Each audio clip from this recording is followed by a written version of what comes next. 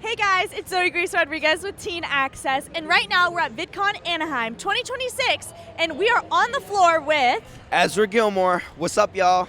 Okay, Ezra, what brings you to VidCon this year? This year I'm here as a speaker, and I'm so excited that I'm going to be able to be on that stage and, talk to the people. What are you going to be talking about? I'm here with Zigazoo, and I'm going to be talking about what teens look for in a social media platform, or just videos in general. Oh, very nice. How did you get asked for this? Were you emailed? What was it? Okay, so I do a lot of stuff with Zigazoo, we have a good partnership going, and then they were like, hey, we're flying out creators to do just content for Zigazoo, and I'm like, great. But then since they know my personality, they know how I roll, they were like, oh, do you want to do something a little more with us? And I'm like, yeah, sure. I was like, maybe they're gonna help have me run the booth or something. No, they're having me speak on stage. On stage? Yes. Are you nervous? Not even remotely. I love speaking in front of large groups of people. Are you memorized? Do you memorize it, or are you just going off the... I'm just kind of gonna go with the flow. I looked over the questions once. Okay. Yeah. Oh, that's so scary. Is it gonna be on one of the big stages, or where? I don't know yet, actually. I should see. I like going into things with as little information as possible because it makes it a lot more fun. That's me too, because then I get nervous. So I'm like, if I don't think about it, I just show up with a smile. You can't be nervous once you're on stage. Yeah, you so can. It's you have to pick and choose your battles. Are you on stage a lot? Do you do theater or what? Well, I do musical theater too, but actually I was a part of a international boy band, Manila, for 2 years. Really? We were on America's Got Talent. We performed on a bunch of stages around the U.S. and Mexico, Colombia. So I've been performing for years and years now. How old were you when you got into that? I was freshly 12. Freshly 12 years old. Were you the youngest, or what was the age? I was the second youngest. My friend Nico, who was also in the group, he was 10 when this started. Oh, dang. Yeah. That's crazy. And how many boys were there in it? There's 5 of us. Okay. What ended up happening with that? So I had to leave due to family reasons, and then Nico left after I left because it was 3 older boys, 2 younger boys, so the dynamic was kind of off. And then they kind of switched how the project's functioning. So those boys are now doing their own solo thing. I'm doing my own solo thing. Nico is. So we're all still good friends though. Okay. Apart from music, what is your niche? What do you do? Apart from music, content-wise, content-wise, I do everything. The reason that I'm big on social media is because I film a lot of long form with Nastia, whose actually booth is directly in front of us. Yeah, literally we're looking She's at her. right there. We're staring at a booth right now. The Diana and Roma show. So I do a lot of long form stuff with kids channels.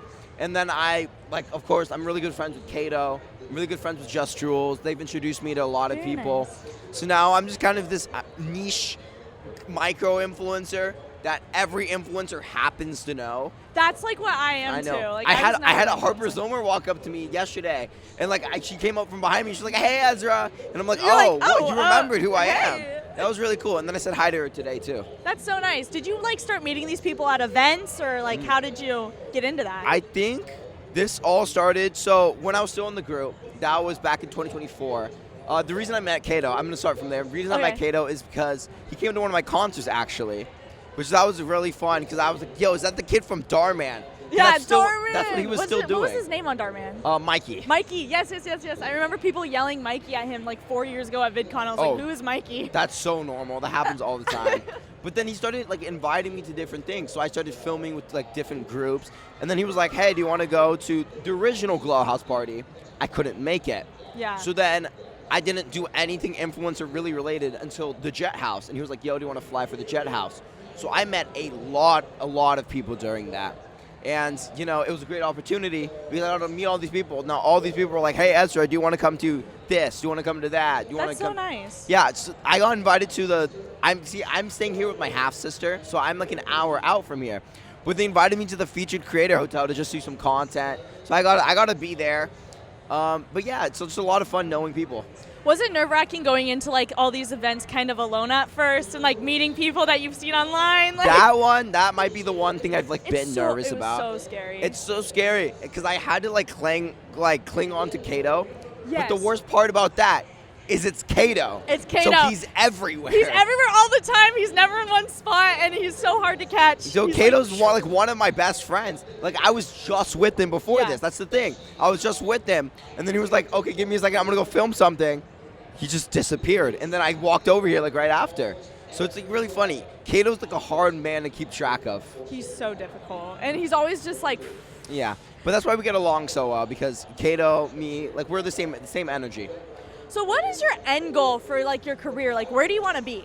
Well, I'm super into the singing side, of course. Like, I want to keep doing social media. I want to act. But, like, all in all, I want to be a singer. I want to have, like, 10 Grammys. I want to break the record, you know. I want to be known. I want to be, like, a household name as a musician. Oh. Yeah, there we go. That's good. And you mentioned you did theater. I'm a theater kid, so I have to know what shows you did and what you played. I've done, I think, a little over a dozen shows. Okay. I don't know. Okay, so I was actually just looking at all my, like, when I was a little kid, I was looking at, like, all my videos recently. Yeah. My first show was Frozen. I was Hans. I know. I've done Annie. I did Annie. Who were you in Annie? I was Annie. I was Rooster. I was Rooster Hannigan. Rooster? I always wanted to be Lily. I did Miss Hannigan for a showcase once. That was fun. I know. I love playing the villains. That's what I've ended up doing. Yeah. I was Plankton and SpongeBob the musical. Oh my That was my gosh, favorite role I think I've ever that's done. good. What's your favorite role you've ever done? My favorite role I've ever done, I was Fiona in Shrek. Oh, that was so good. Do you know who I was in Shrek? Shrek? Donkey. No. Lord Farquaad. Villains. Yes! Because I was like, okay, you play the villains. You play the villains. Yeah. No, yeah. I did it for my 8th grade musical, and it was like the peak of my middle school experience. I was so like, fun. oh, this is it. And it was only like 15 kids in the show or something. But it was so fun. The worst part about playing Farquaad, though, was walking on your knees. Yes. Like, they got me knee pads, but I wore through the knee pads It's during funny, though. blocking. It's a really good funny. villain because everyone's laughing. Yeah. Everyone's It's not laughing. like serious melodramatic. It's just having fun with it. Yeah. What would be your dream role if you could play something in a franchise that's already been like made? Musical theater? No, just like acting. Sorry.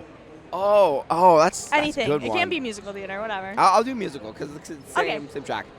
If I could play anyone in a musical right now, well, that's a difficult one. I'd probably play someone in Percy Jackson the musical. Percy like Jackson. more of a niche one, but I love the music from there. You know, all of them, they have all comedic really roles, so I'd really like doing that. Very nice. Okay, and then what about like any franchise of like movies, like for example, like Movies. Harry Potter, Percy Jackson, whatever. Harry Potter, Percy Jackson. I think I'd want to play a Marvel character. Like being the next Legacy Spider-Man would be so cool. Oh, like that's always like. Love Spider-Man. Spider-Man's amazing, and imagine being the next one up, because Tom Holland's pushing 30 now. I'm gonna be so for real. He's pushing 30, Yeah. and he's even. I know he's acknowledged it too. Yeah. That he can't play Spider-Man forever because he's a teenager. He's like in college. That makes I me know. so sad, but It's honestly, sad. yeah, I think it's about time for a new Spider-Man. That would be so fun. I know. That'd So be I mean, fun. hey, Marvel, Disney, hit me up. You know where to find me. Period. Is there anything the fans at home should be like looking out for? Do you have any new projects coming out? Like, Yes, I do have some more songs coming out at the end of summer. I can't really I'm gatekeeping for now. No, I'm gonna be like releasing- you can't drop a Oh, little. I can't name drop, nothing yet. Okay. But look forward to that. You guys can find me on social media at Ezra Gilmore Official on literally everything. So just make sure to stay updated. Okay, perfect. And for my last question, what is your favorite color? My favorite what? Color. Color? This is the hardest question I was asked today. Really? Because there's so many shades. I know. Because I was, I had an argument with a person because someone was like, it's so easy to find one. This was actually yesterday. My friend Bella was like, so easy to find like one good shade of color you like. And I'm like, no, it's not. So it's either, it's like the same wavelength, either like a light green or like a teal. Okay, that's valid. Like the lanyard. Like this lanyard is like the perfect, and like a blue. Like I like blue. I like the lighter colors. Yeah, for me it's purple. I love purple. But that's a good one I too. was the purple sister. I was the second kid, so my sister got everything in pink, and then you got everything I was the purple sister. So it was like kind of placed upon me, and I was like, I will make this like my thing. You embraced it will be purple. I just saw a robot scuttle by. What? I'm being so serious. I'm like, it was like a robot dog. That was weird. I know exactly what you're talking about. I saw it earlier. Okay, but anyways, thank you so much for coming on. I really appreciate it. If there's anything else you want to let them know, let them know. If not, like, you're all good to go, bro. I mean, I told you all of my social media. I had a lot of fun on this podcast. Thank you for having me. High five. Oh, She yeah. gave me this really cool squishy to just hold the entire time, and I very much appreciated that. And I just wanted to point that out. But yeah, thank you so much for having me. Of course. Yeah, thank you for coming. The following video has been brought to you by Texas Tea. Real Texas, real tea.